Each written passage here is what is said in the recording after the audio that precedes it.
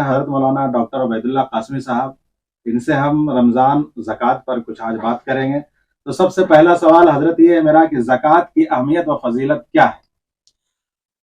अल्हम्दुलिल्लाह कफ़ा व सलामुन अला इबादिहिल्लज़ी नस्तफ़ा अम्मा बाद। बहुत अच्छा सवाल किया है आपने। ज़कात देखिए फ़र्ज़ है, साहिब हैसियत मुसलमान पर, साहिब निसाब पर फ़र्ज़ है। और ज़कात की फजीलत और अहमियत ये है कि जहाँ जहाँ नमाज का जिक्र कुरान में है वहीं ज़कात का जिक्र है।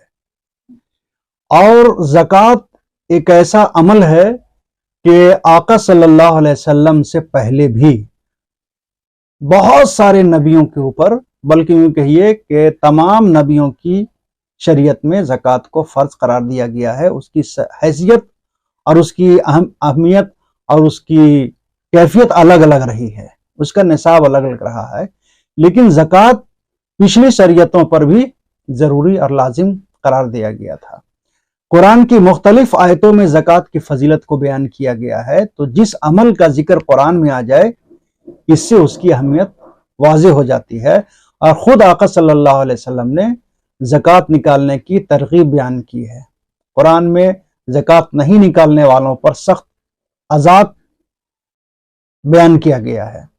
इस्लामी स्टेट अगर हो, आका सल्लल्लाहु अलैहि वसल्लम के ज़माने में ज़कात वसूल करने के अफसर हुआ करते थे, जिनको आमिल कहते हैं। वो मुख्तलिफ इलाकों में डिप्यूट किए जाते थे कि तुम फलां इलाके से ज़कात निकाल के लाओ, तुम फलां इलाके से ज़कात निकाल के जाओ।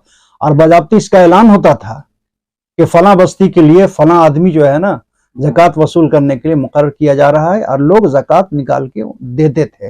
ये एक इस्लामी निज़ाम था, इज्तिमाई निज़ाम था, और इसका फ़ायदा भी बहुत था। तो ज़कात निकालने का अजर सवाब भी बहुत है, और ज़कात न निकालने का अज़ाब भी बहुत है। लिहाजा जो साहिब निसाब मुसलमान है, उनको हर हाल में ज़कात निकालना चाहिए। अगर वो अपने माल की ज़कात नहीं निकालते हैं, तो जिस तरीके से नमाज नहीं पढ़ने का गुनाह है, जिस तरीके से हराम खाने का गुनाह है, जिस तरीके से बगैर किसी शरई उज़्र के रोज़ा छोड़ने का गुनाह है, उसी तरीके से ज़कात न निकालने का भी बहुत बड़ा गुनाह है। मेरा दूसरा सवाल है, ज़कात और रमज़ान का आपस में क्या ताल्लुक है? क्या रमज़ान में ही ज़कात निकालना चाहिए? ये सवाल बहुत अच्छा है, जिसकी तरफ आम तौर पर लोग तवज्जो नहीं देते हैं, और ना हमारे लोग इसको बताते हैं, इल्ला माशाअल्लाह। आम तौर पर मुसलमानों का ये तसव्वुर है, और इसमें अच्छे भले हर तरह के लोग शामिल हैं। वो ये समझते हैं कि जिस तरीके से रमज़ान में रोज़ा फ़र्ज है, रमज़ान में तरावी पढ़ी जाती है, इसी तरीके से रमज़ान में ही ज़कात निकालना फ़र्ज है। जबकि ऐसा हरगिज़ नहीं है। रमज़ान से या रमज़ान के रोज़ों से ज़कात का कोई ताल्लुक नहीं है। ज़कात एक इंडिविजुअल अमल है। हर आदमी पर अलग अलग महीने में अलग अलग दिन में ज़कात फ़र्ज हो सकता है। इसको यूं समझिए कि अगर कहा जाए कि हर मुसलमान औरत रमज़ान ही में बालिग होते हैं, तो जाहिर बात है कि मजाक वाली बात है। बालिग होने का साल, महीना, दिन सबका अलग अलग होगा। इसी तरीके से किस मुसलमान पर फर्ज ज़कात कब फर्ज होगा, इसका टाइम और इसका साल अलग अलग होगा। मिसाल के तौर पर एक शख्स ने 1 लाख रुपया से कारोबार शुरू किया 15 शाबान को, ठीक है, या 15 रजब को। अब वो उस दिन 1 लाख से वो कारोबार शुरू किया है, या 1 लाख उसके पास आया है, या उसी दिन उसके पास 52.5 तोला या चांदी या 7.5 तोला सोना 15 रजब को आ गया। अब वो साहिब निसाब हो गया। अब अगले साल 15 रजब को देखा जाएगा कि वो 52.5 तोला चांदी, वो 7.5 तोला सोना, या वो 1 लाख रुपया उसके पास है या नहीं। अगर वो 52.5 तोला चांदी, 7.5 तोला सोना, या 1 लाख रुपया, या 1 लाख के बराबर कारोबार जो शुरू किया था पिछले साल 15 शाबान को या 15 रजब को, अब 1 साल गुजरने के बाद उसको 15 रजब को ज़कात निकालना होगा। तो कोई कारोबार शुरू करता है 15 रजब को, कोई शाबान को, कोई रजब को, कोई रबीउल अव्वल को, तो हर एक के ज़कात फर्ज होने का साल, महीना और दिन अलग अलग होगा। عام طور پر لوگ ثواب کی نیت سے، چونکہ رمضان میں ہر عمل کا ثواب 70 گنا بڑھا دیا جاتا ہے، تو رمضان میں نکالتے ہیں، ٹھیک ہے۔ لیکن اگر ایک آدمی نے کاروبار شروع کیا ہے رجب کے مہینے میں اور وہ نکال رہا ہے زکوٰۃ رمضان کے مہینے میں، تو اس کا مطلب ہے کہ 2 مہینے کی 2.5 مہینے کی آپ زکوٰۃ کھا جا رہے ہیں۔ اس لیے ہر مسلمان کو سال متعین کر لینا چاہیے کہ میرے رمضان میں زکوٰۃ نکالنے کا سال ہے، اور رمضان کی فلاں تاریخ ہے یا شعبان کی فلاں تاریخ ہے، اس اعتبار سے زکوٰۃ نکالے تو اس کا ادا ہو جائے گا۔ حضرت میرا تیسرا ہے، موجودہ حالات میں زکوٰۃ کا صحیح استعمال کیا ہے؟ دیکھیے یہ تو بہت اہم سوال ہے، اور اس پر بہت زیادہ توجہ دینے کی ضرورت ہے، خاص کر ہمارے علماء کو، اس لیے کہ زکوٰۃ کا بہت مس یوز ہو رہا ہے، اور آج بھی اپنی تمام تر بدعمالیوں کے باوجود اور خرابیوں کے باوجود مسلمان رمضان اور روزوں کا جتنا احترام کرتا ہے، دوسرے کسی اعمال کا اتنا خیال نہیں کرتا ہے۔ اسی طریقے سے مسلمان جتنا مال اللہ کی راہ میں ثواب سمجھ کر نکالتا ہے، اتنا مال دین کے لیے، اللہ کے راہ میں غریبوں کے لیے زکوٰۃ کے نام پر، فطرے کے نام پر، صدقہ کے نام پر دنیا کا کوئی مذہب نہیں نکالتا ہے۔ لہٰذا اس کا جب تک صحیح استعمال تھا تو زکوٰۃ سے قوم اور ملت کو بڑا فائدہ تھا، لیکن آج زکوٰۃ کو ایک بوجھ سمجھ کر کے لوگ اتار رہے ہیں، ٹھیک ہے، کہ جو آیا اس کو دے دیا، جو آیا اس کو دے دیا۔ مدرسوں کا ایک جال پھیلا ہوا ہے، جس میں صحیح مدرسے بھی ہیں، جعلی مدرسے بھی ہیں۔ بہت سارے لوگ جعلی مدرسے کے لوگ وہ چرب زبانی سے یا چالاکی سے یا رشتے کی بنیاد پر تصدیق نامہ لے رہے ہیں، امارت شریعہ کا، ادارہ شریعہ کا، جمعیت اہل حدیث کا، اور جو بیچارے سیدھے سادھے ہیں ان کو تصدیق نامہ نہیں مل رہا ہے، وہ بغیر تصدیق نامہ کے کر رہے ہیں۔ تو تصدیق نامہ دینا یہ قرآن کی کوئی آیت نہیں ہے کہ کسی کو اگر ہم نے تصدیق نامہ دے دیا ہے تو غلط نہیں ہو سکتا ہے، کہ کتنے ایسے لوگ پکڑے گئے۔ بلکہ ہمیں چاہیے کہ اپنے علاقے کے مدرسے جو ہیں، جو دینی ادارے ہیں، جن کی تعلیمی خدمت سے، اس کا جو تعلیمی معیار ہے، جو اسٹیٹس ہے، اور علاقے میں جو اس کی دینی خدمات ہے، اس سے ہم واقف ہیں، پہلے ان دینی اداروں کو دیا جائے، اس لیے کہ ہم اس مدرسے کو جانتے ہیں، اس کے لیے تصدیق نامے کی ضرورت نہیں ہے۔ اسی طریقے سے اپنے قریب ترین رشتہ داروں کو قرآن میں ہے وَآتِ ذِی الْقُرْبَىٰ وَالْیَتَامَىٰ وَالْمَسَاکِینَ وَابْنَ السَّبِیلِ، کہ زکوٰۃ، صدقات اور فطرے کی رقم سب سے پہلے اپنے قریب ترین رشتہ داروں کو دو، اپنے قریب کے علاقوں کو دو، ٹھیک ہے۔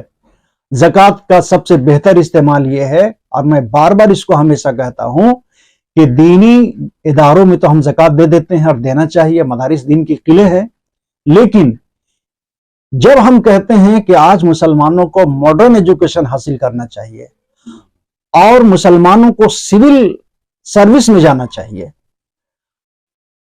اور دوسری بات بیچ میں یاد رکھنی چاہیے کہ غریب کو اللہ غریب تو بناتے ہیں پیسے کے اعتبار سے، لیکن بہت سی چیزوں میں وہ امیر کے بچوں سے زیادہ صلاحیت مند ہوتا ہے۔ بہت سارے امیر کے بچے ٹیلنٹ نہیں ہوتے ہیں، رشوت گھوس دے کے وہ پاس کرتے ہیں، لیکن غریب کا بچہ بڑا ٹیلنٹڈ ہوتا ہے، بڑا ذہین ہوتا ہے۔ ابھی غریب کی بیٹی ISC فرسٹ ڈویژن کر لی، اخباروں میں دیکھتے ہیں، غریب کا بیٹا ISC ٹاپ کر لیا، اب وہ میڈیکل لائن میں جانا چاہتا ہے، سول لائن میں جانا چاہتا ہے، لیکن 4 لاکھ 5 لاکھ روپیہ ڈونیشن دینے کے لیے نہیں ہے۔ تو اگر ہمارا اتنا حوصلہ نہیں ہے کہ ہم اگر علاقے کے امیر ترین لوگ ہیں، بستی کے امیر ترین لوگ ہیں، تو اس بچے کو یا اس بیٹی کو کہیں کہ بیٹا تم پڑھو، ہم پڑھائیں گے تم کو، چلیے اتنا حوصلہ نہیں ہے تو آپ اپنے زکوٰۃ کی رقم سے اس بیٹی کو ISC کرا دیجئے، اس بیٹی کو IAS IPS میں ایڈمیشن دلا دیجئے، میڈیکل میں ایڈمیشن دلا دیجئے۔ اگر ہم اپنے غریب بچوں کو اور بیٹیوں کو اور بیٹوں کو اگر زکوٰۃ کے پیسے سے IAS IPS بنا دیں گے، اور وہ IAS IPS کا ایگزام نکال لے، میرٹ میں آ جائے، اور کل وہ بچی کسی ضلع کی DC بن جائے، SP بن جائے، SDO بن جائے، تو سوچئے جہاں سسٹم میں وہ آئے گی وہ بچی، वो बेटा जहां सिस्टम में आएगा, जहां पॉलिसी तैयार किया जाता है, सरकार की पॉलिसियों को लागू किया जाता है, और जहां हम रोना रोते हैं कि फला DCSP की बुनियाद पर फसाद हुआ, वो रोक नहीं सका, लेकिन जब एक मुसलमान मोहम्मद रसूलुल्लाह सल्लल्लाहु अलैहि वसल्लम की बेटी DC होगी, SP होगी, IS IPS होगी, SDO होगी, तो वो मोहम्मद रसूलुल्लाह की बेटी होगी, उम्मत की बेटी होगी, और कहीं ना कहीं उसके दिल में ईमान का धड़कता हुआ ये दिल होगा। लिहाजा ऐसे बच्चों को, ऐसी बच्चियों को हम ज़कात के पैसे से आगे बढ़ाएं, उसको इकोनॉमिकल सपोर्ट करें। बहुत सारे लोग फीडबैक नहीं होने की वजह से, माशरे की सपोर्टिंग नहीं होने की वजह से, और खास तौर पर अमीरों की सपोर्टिंग नहीं होने की वजह से उसका टैलेंट दब के रह जाता है, फिर वही छोटी मोटी नौकरी, कारोबार, रोजगार में फंस के रह जाते हैं। हमारे इस देश में missile man APJ Abdul Kalam क्या थे? एक मछुआरे के बेटे थे, टैलेंट बहुत था, उनको सपोर्टिंग हुई और उन्होंने आगे तालीम हासिल की, तो हमारा देश का मिसाइल मैन करार दिया गया, दुनिया का बड़ा साइंटिस्ट बना। तो इस तरह के जो गरीब बच्चे हैं, जाहिर बात है कि गरीब बच्चे मदरसे में आते हैं, ज़कात और फितरे से उनकी सपोर्टिंग होती है, तो हाफिज बनते हैं, आलिम बनते हैं, कारी बनते हैं, खतीब बनते हैं, काजी बनते हैं। इसी तरीके से स्कूल से निकलने वाले जो गरीब बच्चे हैं, जो सरकारी स्कूल में या दूसरे स्कूल से पढ़ करके ISC टॉप कर गए, ISC में फर्स्ट डिवीजन लाया, अब वो मेडिकल में जाना चाहती है, मेडिकल में जाना चाहता है, सिविल सर्विस में जाना चाहता है, उसको हम सपोर्ट इसी तरीके से करें जिस तरह से हम मदरसों को करते हैं। इसलिए कि दीन की तालीम और दुनिया की तालीम दोनों हमारे लिए जरूरी है। जब तक हम दुनिया में आगे नहीं बढ़ेंगे, हम दुनिया की दूसरी कौमों का मुकाबला नहीं कर सकेंगे। लिहाजा ज़कात का जो इस्तेमाल गलत तरीके से हो रहा है, लोग कहां कहां से चले आ रहे हैं जिसको हम जानते नहीं हैं, वो ज़कात की रकम लूट के ले जा रहा है। इसलिए कि बहुत सारी औरतें जो साल में कभी नहीं आती, बहुत सारे लोग जो साल में कभी नहीं आते, रोना धोना शुरू कर देते हैं कि मेरा घर बार फला लोगों ने लूट लिया, जला लिया। अरे भाई, उसके कहने पर हम यकीन करके दे दें और अपने इलाकों को नहीं दें। दूसरी बात यह है कि फिरका परस्तों की तरफ से एक साजिश चली जा रही है कि अपने लोगों को टोपी दाढ़ी रखा करके, औरतों को बुर्का पहना करके ज़कात और फितरे की रकम वो लोग वसूल कर रहे हैं। आए दिन ऐसे लोग पकड़े जाते हैं। लिहाजा अनजान अगर कोई औरत बिरके में आ जाए, या कोई आदमी फला इलाके से आ रहा है और अपनी गुर्बत का रोना बयान कर रहा है, उसका ID चेक कीजिए। ID चेक किए बगैर अनजान आदमी को ज़कात नहीं देना चाहिए। तो इस तरीके से ज़कात का गलत इस्तेमाल आज के दौर में, चूंकि चालाकी का दौर है, सोशल मीडिया का दौर है, इसलिए हमको बचना चाहिए और ज़कात का सही मसरफ दीनी तालीम के साथ साथ दुनियावी तालीम में भी खर्च करना चाहिए। हज़रत, मेरा अगला सवाल वही था कि ज़कात का गलत इस्तेमाल मौजूदा हालात में कैसे रोके और कौन लोग रोकेगा, कौन आगे बढ़ेगा, रोकेगा कि गलत कर रहा है? देखिए, इसका तो ऐलान भी मस्जिदों से होना चाहिए। जुमा का खुतबा यानी समाजी इस्लाह का सबसे बड़ा जरिया है, सबसे बड़ा जरिया है। अफसोस यह है कि जुमा के उस खुतबे में कुछ चंद लोगों को छोड़ करके ज्यादातर वक्त गुजारी वाला बयान होता है। वो समझते हैं कि बस 15 मिनट, 20 मिनट, आधा घंटा जो है ना बयान करके नमाज पढ़ा दी गई, हमारी जिम्मेदारी खत्म हो गई। हालांकि खुतबे की इतनी अहमियत है कि उस खुतबे की वजह से, उस तकरीर की वजह से जुमे की 2 रकात कर दी गई, जबकि जोहर में 4 रकात है। यानी हर जुमा में उम्मत को एक ऐसा मैसेज देना है जो मौजूदा हालात और तकाजे के मुताबिक हो कि आज हमारे माशरे को क्या जरूरत है। रमजान का महीना है, अभी जो तकरीर होनी चाहिए वो ज़कात में किस तरह फॉरवर्डिज्म किया जा रहा है, किस तरीके से फिरका परस्तों ने ज़कात वसूल करने के लिए अपने लोगों को मैदान में उतार दिया है। लिहाजा जहां हम दूसरी जगहों पर ID चेक करते हैं, हम इसमें भी ID चेक करें और बताएं कि फ्रॉड लोगों को ज़कात नहीं देना है, और अपने इलाके के लोगों को, गरीब को, खानदान के लोगों को, या अपने इलाके के जो दीनी इदारे हैं उनको दें, और उन इदारों को दें, उन तंजीमों को दें जो ज़कात वसूल करके कई साल तक रखे रहते हैं, उनको न दें, बल्कि जो ज़कात वसूल करके सोशल काम करते हैं, गरीबों की मदद करते हैं, और हम उसके सोशल वर्क से वाकिफ भी हैं कि नहीं फला तंजीम फला इदारा बड़ा सोशल वर्क करता है, समाज में अच्छा काम करता है, ऐसे लोगों को दे। हजरत मेरा अगला सवाल है, ज़कात व सदकात किन लोगों पर फर्ज है? देखिए, इस्लाम ने इसका एक पैमाना बनाया है। जिस तरीके से नमाज हर बालिग मुसलमान मर्द औरत पर फर्ज है, रोजा हर बालिग मुसलमान औरत पर फर्ज है, इसी तरीके से ज़कात फर्ज होने के लिए मुसलमान का आकिल बालिग होना शर्त है। इसके साथ साथ जिस आकिल बालिग मुसलमान मर्द औरत के पास 52.5 तोला चांदी, 7.5 तोला सोना या 52.5 तोला चांदी की कीमत के बराबर रुपया या उस रुपये के वैल्यू के बराबर कारोबार है, तो 1 साल गुजरने के बाद हर ऐसे साहिब नसाब मुसलमान पर ज़कात फर्ज है। मिसाल के तौर पर आमतौर पर लोग 52.5 तोला चांदी या 7.5 तोला सोना जानते उनते नहीं है ना। आमतौर पर लोगों के पास रुपया पैसा कारोबार होता है, लेकिन चूंकि सोने चांदी पर भी ज़कात है इसलिए उसका वजन बता दिया। यह है इस्लामी वजन, 52.5 तोला चांदी। तो 52.5 तोला चांदी की कीमत आज बाजार में आप मालूम करेंगे, क्योंकि हर साल चांदी और सोने की कीमत घटती बढ़ती रहती है। तो आज के डेट में सोने 52.5 तोला चांदी की कीमत मालूम करेंगे तो करीब करीब जो है 47-48 हजार होता है। तो 47-48 हजार रुपया, 47-48 हजार रुपया अगर 1 साल से किसी के पास है या इसके बराबर कारोबार है, बिजनेस है, तो उस पर ज़कात फर्ज है 1 साल बीतने के बाद। ठीक है। अब एक आदमी के पास 1 लाख रुपया है 1 साल से, और उसके पास गाड़ी भी है, मोटरसाइकिल है, 4 व्हीलर है, 3-4 जगह मकान है। तो 3-4 जगह मकान है तो इन मकानों पर ज़कात नहीं है, 4 व्हीलर पर ज़कात नहीं है, मोटरसाइकिल पर ज़कात नहीं है। ठीक है। अगर 4-5 जगह मकान है और उसमें किराया है तो उस किराए की आमदनी पर ज़कात है। मिसाल के तौर पर हमारे पास हमारा 5 जगह मकान है या 2 मकान है रहने के अलावा भी, अब वो मकान से हमको हर महीने 50,000 रुपया किराया आ रहा है, लेकिन 50,000 रुपया खर्च भी हो जा रहा है। ठीक है।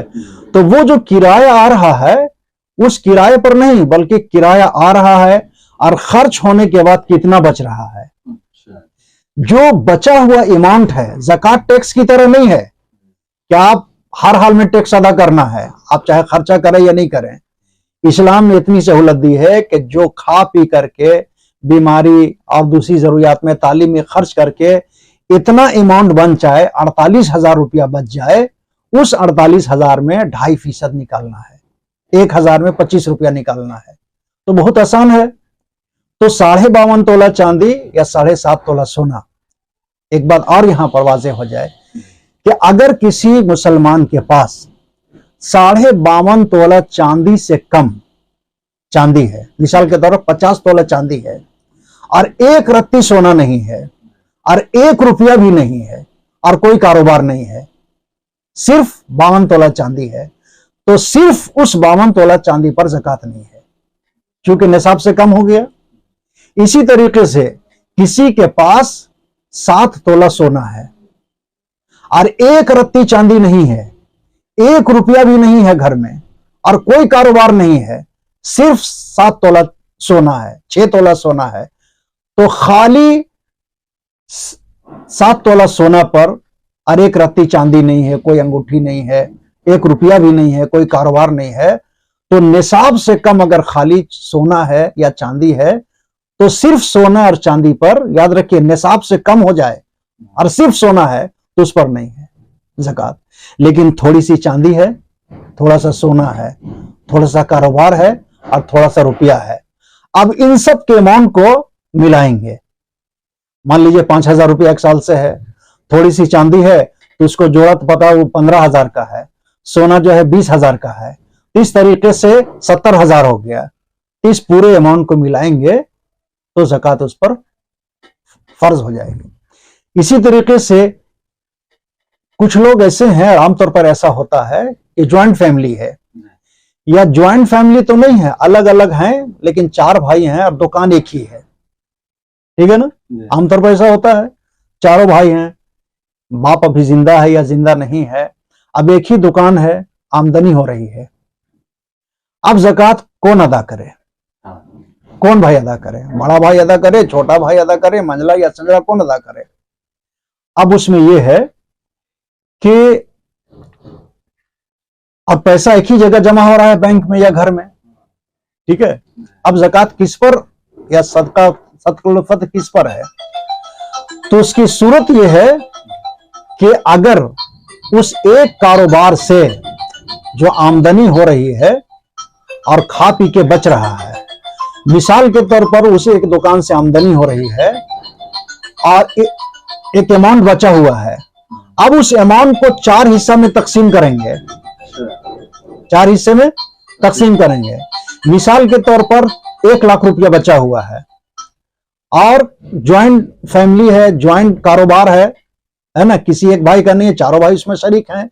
अब 1 लाख रुपया बचा हुआ है, अब उस 1 लाख रुपया को 25-25 हजार रुपया तकसीम करेंगे, तो हर एक के हिस्से में 25,000 आता है।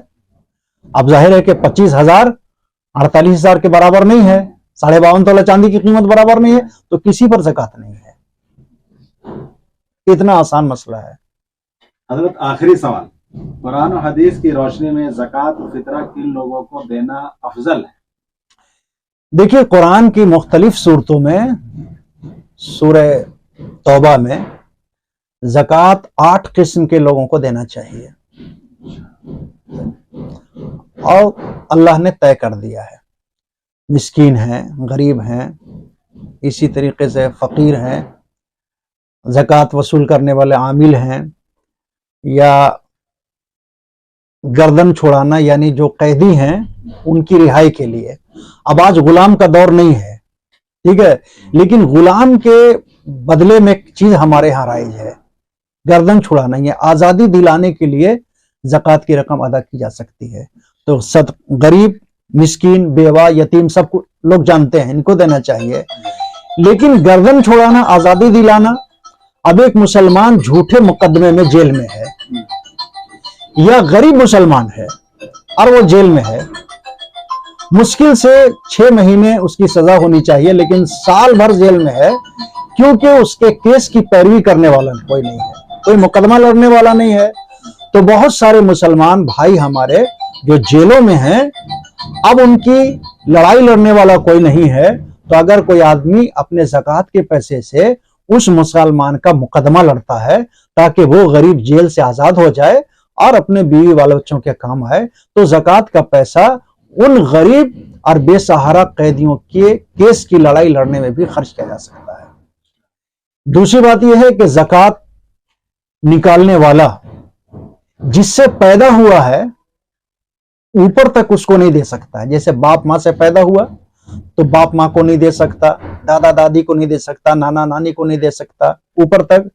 और उससे जो लोग पैदा हुए हैं, यानी ज़कात देने वाला अपने बेटा बेटी को ज़कात नहीं दे सकता है, पोता पोती को ज़कात नहीं दे सकता है, नाती नतनी को ज़कात नहीं दे सकता है। लेकिन यहाँ यह है, याद रखिए, क्या ज़कात निकालने वाला अपनी बेटी को ज़कात नहीं दे सकता है, लेकिन दामाद को दे सकता है। अगर वो गरीब है और ज़कात देने के काबिल है तो अपने दामाद को ज़कात दे सकता है, बेटी को नहीं दे सकता, लेकिन दामाद को दे सकता है, ठीक है। इसके अलावा अपने भाई बहन, चचा चची, फूफी, खाला, मामू, करीब तरीन रिश्तेदारों को ज़कात देना ये सबसे बेहतर है, क्योंकि रिश्तेदारी भी अदा करना है ना। और ज़कात देने के लिए भाई को, भतीजी को, भांजा को ये कहना जरूरी नहीं कि ज़कात है।